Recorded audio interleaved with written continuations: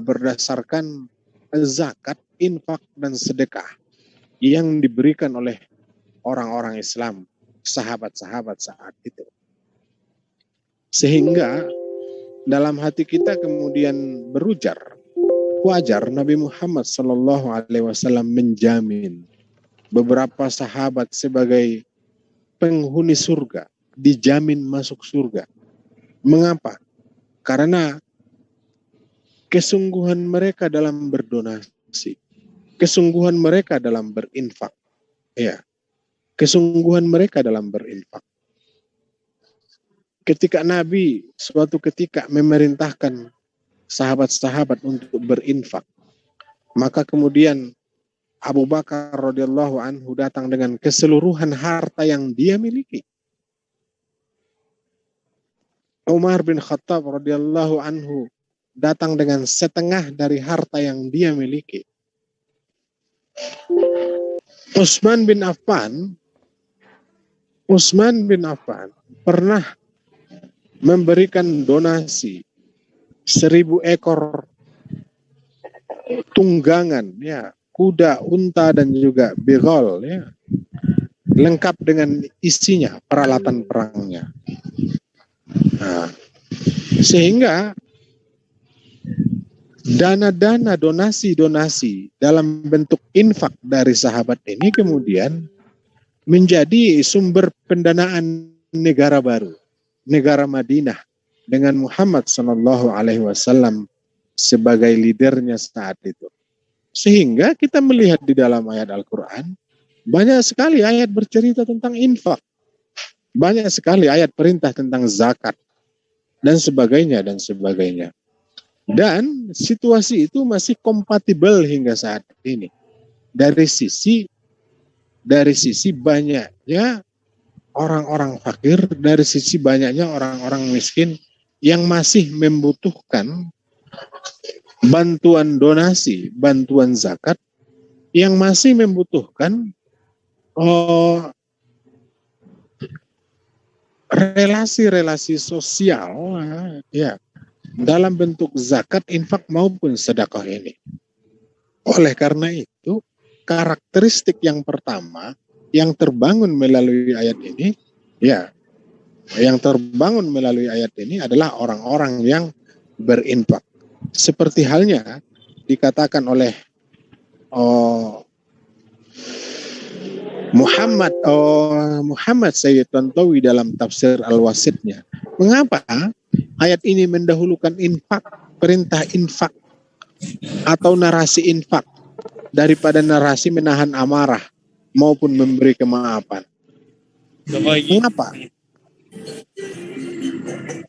Mengapa? Karena berinfak itu merupakan wasfun ijabiyun yadullu ala safai nufusihim. Argumen positif, karakteristik positif yang menunjukkan betapa lembutnya jiwa mereka, wa quwwati ikhlasihim, dan juga kuatnya keikhlasan mereka. Ikhlas, ya. Kalau donasi, infak itu tidak mengharapkan profit, ya, tidak mengharapkan pengembalian, ya, tidak mengharapkan profit, ya. Siapa yang berisik itu? Mohon di-clearkan dulu. Kemudian fa'innal mala syakikur ruh, karena sesungguhnya harta itu merupakan saudara kandungnya nyawa, jiwa. Nyata. Awak ini wari masih ramah semenit. Anjir. Tapi wari masih kayak lebih deh mau. Gue bensin. Itu suara mikrofon siapa itu?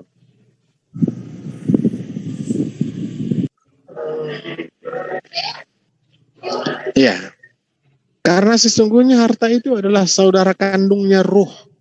Ya. Nah, apabila kemudian memberikan nafkah, memberikan infak dalam kondisi mampu dan tidak mampu, dalam kondisi susah maupun senang, Hal itu merupakan bukti terhadap iltizamihim al-amik li ta'alimi dinihim. Kelaziman mereka, konsistensi mereka yang dalam mengamalkan ajaran-ajaran agama dan juga mentaati Tuhan mereka. Ya.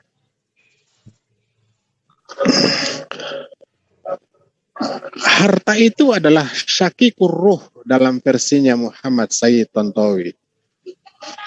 Dalam hadis disebutkan yadul ulia khairum min yadis sufla. Tangan di atas lebih baik dari tangan di bawah. Kemudian ada lagi dalam hadis yang lain. Fa innan nikaha tazidul amwala. Dengan menikah itu maka harta pun semakin berkumpul. Dengan maraknya perintah-perintah berinfak dan berzakat di dalam Al-Quran, hal itu kompatibel dengan Islam itu menyuruh umat Islam itu untuk yadul ulia khairum min yadis sufla. Al-Quran itu menyuruh untuk yunfiquna fis sarra'i wat dharra. Ya. Artinya umat Islam itu tidak diperintahkan untuk miskin, untuk tidak memiliki uang, untuk malas-malasan bekerja, mencari penghasilan. Tapi Islam itu memerintahkan untuk giat mencari penghasilan agar memiliki pemasukan, memiliki income, memiliki penghasilan, dan kemudian bisa berinfak. Ya, bisa berinfak. Oleh karena itu, perintah berinfak itu kompatibel, berbanding lurus dengan perintah umat Islam itu untuk memiliki harta berlebih, memiliki keuangan berlebih, memiliki penghasilan berlebih. Karena logikanya, kalau tidak memiliki uang, apa yang mau Anda berikan? Apa yang mau diinfakkan? Nah, kan seperti itu. Apa yang mau diinfakkan kalau tidak punya uang? Oleh karena itu, maka Muhammad Sayyid Tontowi mengatakan al-mal syakikur roh. Kalau istilah sebagian wanita, ada uang abang sayang, tidak ada uang abang melayang.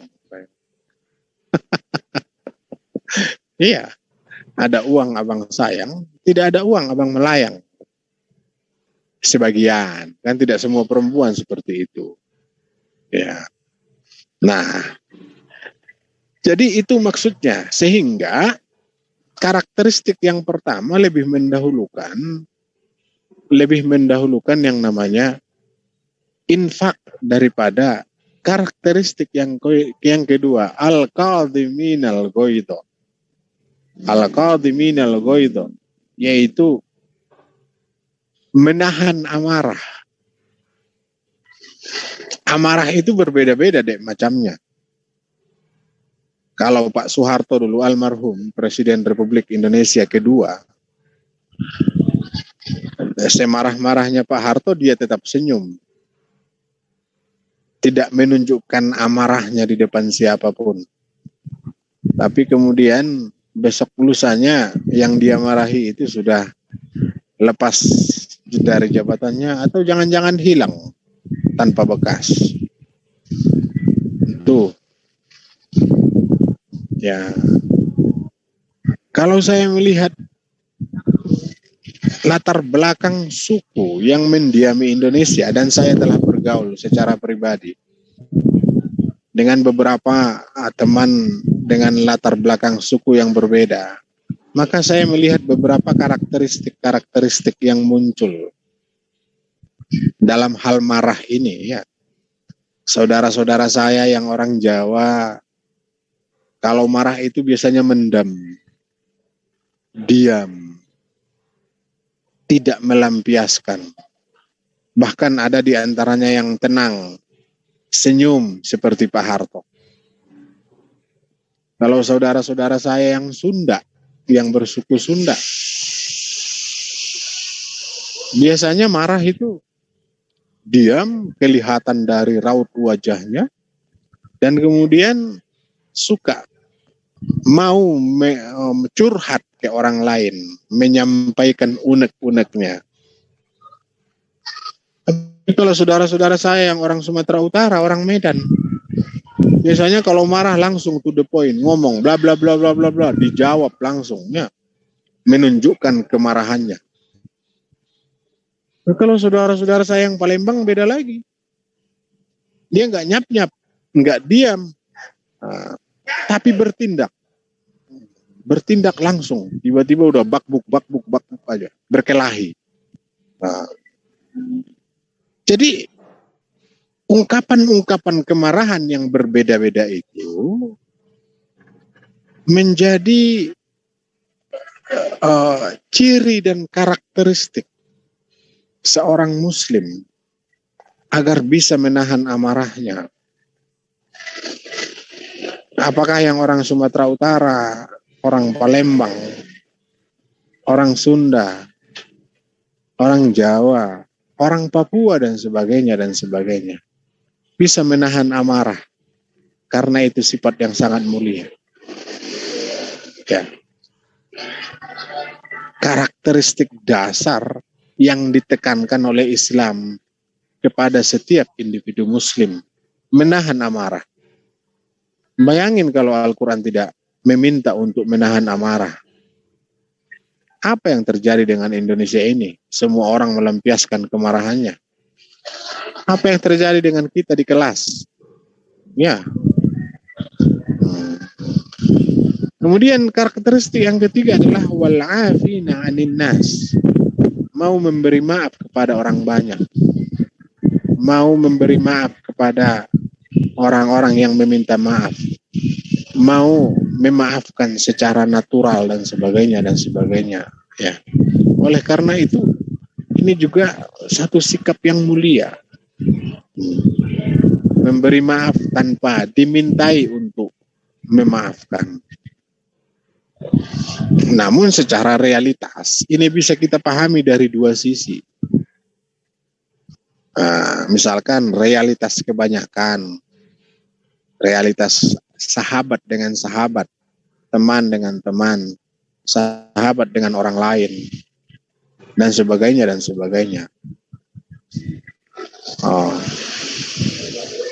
Ada juga contoh yang kedua, misalkan antara dua orang yang memiliki hubungan spesial, hubungan hati. Sulit untuk memaafkan sebuah pengkhianatan, kan? Atau mau memaafkan tapi tidak mau melanjutkan hubungan.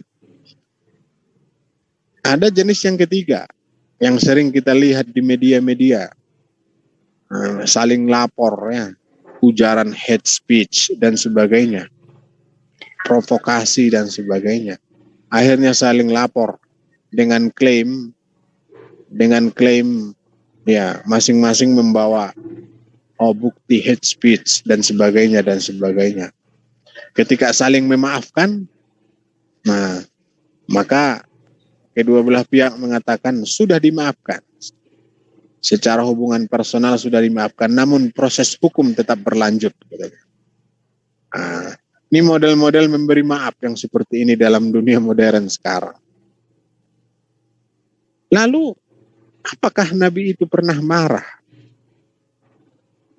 Nabi mengungkapkan kemarahannya dengan caranya sendiri. Tapi contohnya misalkan, ketika Nabi itu dilempari di Taif oleh orang Taif yang diajak menyembah Allah oleh Nabi Muhammad SAW, Nabi itu tidak membalas, malah al-afihim, memaafkan mereka. Jibril datang kepada Nabi, ya Muhammad, apa saya angkat gunung ini, saya lemparkan ke mereka? Dijawab oleh Muhammad SAW, jangan, mereka itu umatku, mereka hanya belum tahu saja. Tapi ada satu ketika Nabi mengungkapkan kemarahannya dengan bahasa yang lembut. Kalau saya membahasakannya dengan itulah ungkapan kemarahan Nabi itu seperti itu. Wahsy yang melemparkan tombak kepada Hamzah bin Abdul Muthalib yang menewaskan Hamzah. Lalu kemudian jantung dan hati Hamzah itu dikunyah mentah-mentah oleh Hindun binti Utbah, istrinya Abu Sufyan bin Harb. Ketika Nabi telah menaklukkan kota Makkah, Hindun datang kepada Nabi. Nabi tidak mau melihat wajahnya.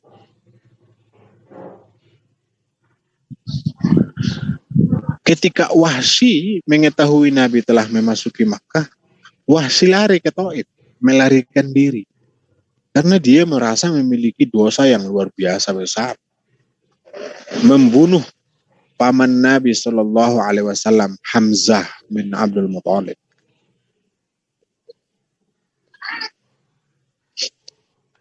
Ketika Wahsy memeluk Islam, lalu datang menghadap kepada Nabi, meminta permohonan maaf kepada Nabi. Apa kata Nabi? Apakah Anda Wahsy? Apakah Anda yang menombak paman saya Hamzah dalam perang Uhud? Semua diakui oleh Wahsy. Lalu Nabi mengatakan, pergilah, usahakanlah jangan pernah Anda hadir di depan saya, kata Nabi SAW kepada Wahsy. Itulah gaya Nabi dalam mengungkapkan sebuah kemarahan. Sama seperti yang saya katakan di awal, orang Batak beda marahnya, orang Palembang beda, orang Jawa berbeda, orang Sunda juga berbeda, Nabi juga berbeda. Tapi intisari yang perlu kita ambil dari ayat ini adalah semua mesti menjaga amarahnya masing-masing. Mesti menjaga. Wal afina 'anin nas. Akhirnya Nabi SAW kemudian memaafkan yang namanya Wahsy, memaafkan yang namanya Hindun binti Utbah yang mengunyah mentah-mentah jantungnya Hamzah bin Abdul Muthalib. Ya, memaafkan orang-orang yang dulu berbuat jahat kepadanya saat berada di Makkah, ya, dalam periode Makkah. Semua dimaafkan oleh Nabi. Nah, kita kan bukan Nabi. Kita ini manusia biasa yang memiliki amarah yang luar biasa. Nah, kalau ini saya bisa bercerita dari sisi pengalaman, Dek. Memang usia-usia di bawah 20 tahun amarah itu begitu menggebu-gebu, melampiaskannya dengan berbagai cara. Sering berkelahi, masa-masa SMA lah kan. Tapi juga masa-masa itu masa-masa pertemanan yang sangat erat dengan yang lain. Ya, kalau marah itu bisa berantem, berkelahi terus, tawuran, ya. Tapi ketika di usia 25, 26, 27 sudah menikah, mulailah membatasi pergaulan. Mulailah membatasi pergaulan di luar karena sudah punya tanggung jawab. Tapi ketika di usia 40-an ke atas, maka kita melihat lawan-lawan masa kecil dulu, lawan-lawan politik dulu.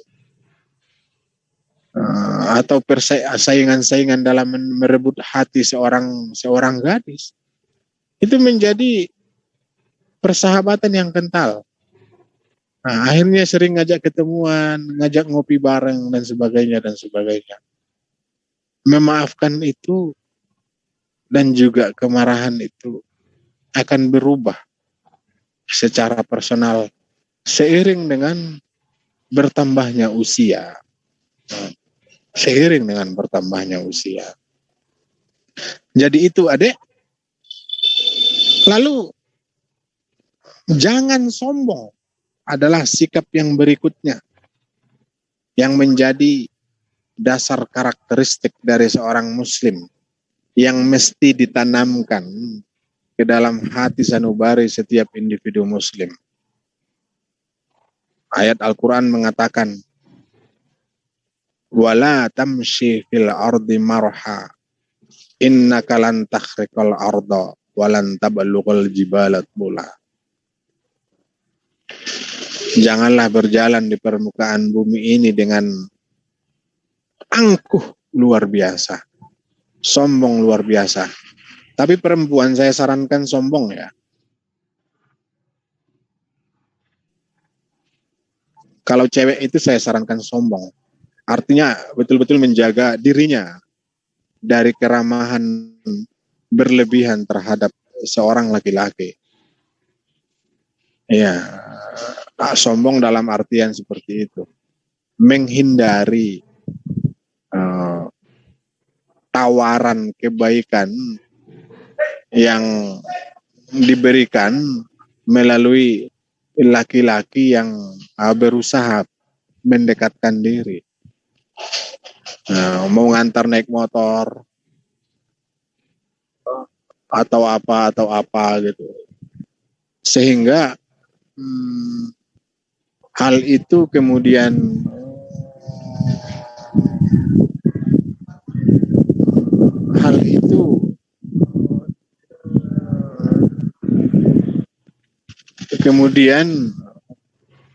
terkesan lebih menjaga diri daripada terkesan terlalu ramah.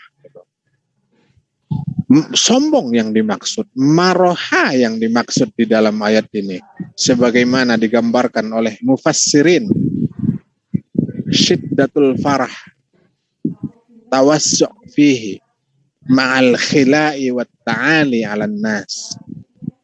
Sangat gembira, berlebihan, senangnya itu berlebihan, dengan mengecilkan dan mengkerdilkan peran orang lain. Misalkan Anda mendapatkan IPK 4 misalkan, saking senangnya maka Anda menganggap remeh seluruh kelas yang lain. Mengapa? Dengan menganggap remeh dan kemudian Anda merasa hebat betul, merasa di atas mereka secara keseluruhan. Karena capaian yang Anda berikan itu, yang Anda lalui itu, yang Anda terima itu. Namun Tuhan menggariskan ya. Tuhan menegur sikap seperti itu. Jangan merasa hebat, merasa angkuh, merasa sombong apabila kamu mendapatkan capaian-capaian fantastis seperti itu. Mengapa? Karena capaianmu itu terbatas. Kesombonganmu itu masih bisa diukur. Tuhan mengatakan, innaka lan takhriqal arda walan tablughal jibala tula. Anda itu tidak akan sanggup menyelami tanah, tidak akan sanggup menembus tanah. Tinggimu juga tidak akan sanggup, tidak akan sampai setinggi gunung, kata Allah Subhanahu wa taala. Oleh karena itu jangan angkuh. Capaian-capaian yang diterima, capaian-capaian yang apresiatif itu lebih baik sesungguhnya membuat hati, diri, jiwa manusia semakin tawadu dan meyakini kebesaran Allah Subhanahu wa taala dalam mendistribusikan rahmat kepada setiap hamba-hambanya. Gitu. Tidak boleh marha. Oleh karena itu, maka saya simpulkan dalam pertemuan kita ini, adik-adik semua, ada sikap-sikap dasar, sikap-sikap karakteristik, attitude dan ethics yang dibahasakan oleh Islam dengan akhlak, yang mesti ditanamkan pada setiap diri manusia, yang mesti ditanamkan pada setiap jiwa, terutama saya sendiri dan juga adik-adik sebagai adik-adik saya di kelas ini, bahwa seorang manusia itu tidak boleh melampaui kesanggupannya sebagai seorang manusia.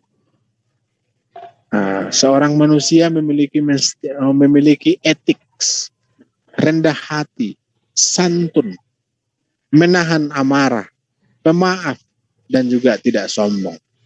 Inilah dasar-dasar etik. Sebelum ilmuwan-ilmuwan barat, psikolog barat, maupun sosiolog barat menjelaskan apa itu santun, etik, attitude, dan sebagainya, Al-Quran mengarahkannya dengan cerdas, mengarahkannya dengan tenang, bahasa yang sempurna, agar seorang muslim yang menganggap, yang mengakui Al-Quran sebagai way of life-nya untuk tidak melakukan hal-hal yang disebutkan tadi. Wallahu a'lam bishawab. Fama sahha fahuwa minallahi subhanahu wa ta'ala, wa ma akhta'a fahuwa minni wa minasyaitan. Wassalamualaikum warahmatullahi ta'ala wabarakatuh. Waalaikumsalam warahmatullahi wabarakatuh. Waktu yang tersisa gunakan untuk resum. Ingat ya, waktu yang tersisa gunakan untuk resum materi. Resumnya sudah saya jelaskan di awal, jangan bertanya lagi. Ya, terima kasih adik-adik, sampai ketemu minggu depan. Wassalamualaikum. Saya live ya. Kurang Ustaz. Ya Ustaz, terima kasih banyak. Ya, nanti jangan lupa juga kalau pertemuan berikutnya kalau mau rekam, silakan direkam ya.